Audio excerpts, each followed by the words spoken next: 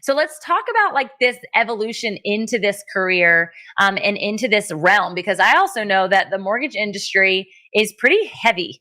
Like it can be pretty hard. It's super fast paced. And so establishing rhythms of grace can be very difficult when the world is pushing up against that ideation. It's definitely not letting you practice Sabbath, probably. And so, what led you to the industry other than God? How did that process look like testimonially?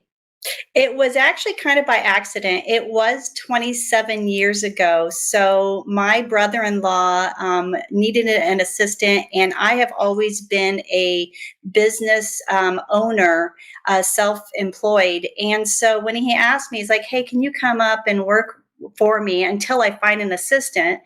And I did that. And as I was working for him, I'm like, wow, I love this business. I love how fast paced it was. Yeah. Because sometimes you just get bored at work, So this was very fast paced.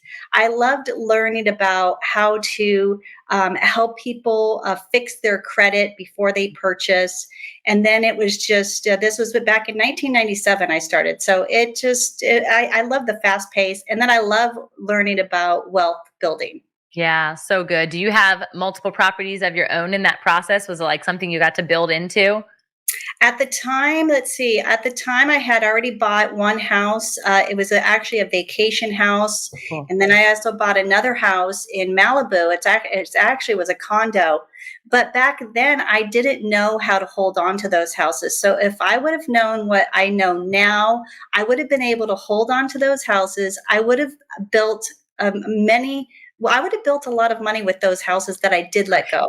Yeah. Since then, I have probably bought, I would say, 14 homes, inherited a couple homes, have some homes in Mexico that we're building. So, yeah, just continuing to So believe in cool. God to build some wealth, with also building dream homes and retreats. I want to build a retreat for the Lord. Oh, come on. That's something I'm so passionate about myself in Mexico. My husband's half Mexican, so all Oh, his family good. lives down there. So maybe I'll be a guest before I get to build my own and get ideas. But I first off, just as you're sharing that, I'm like, what? I don't even use this language, but it's literally coming to my mind. Like, what a flex for a female to like have that portfolio, to just even be able to say that they've been in that industry and able to maintain it. What has that been like, trying to steward while also like developing a family and raising children? And what was that process like? Was there tension in the midst of it? Or do the kids kind of know, like, this is what mama's got going on? Yeah, I hate to say that I was a workaholic. Yeah. And so I did a lot of hours at work. So my story is this: I was a Christian since 1991. Someone asked me if I grew up Catholic, so I knew Jesus, but I didn't have a relationship with Jesus.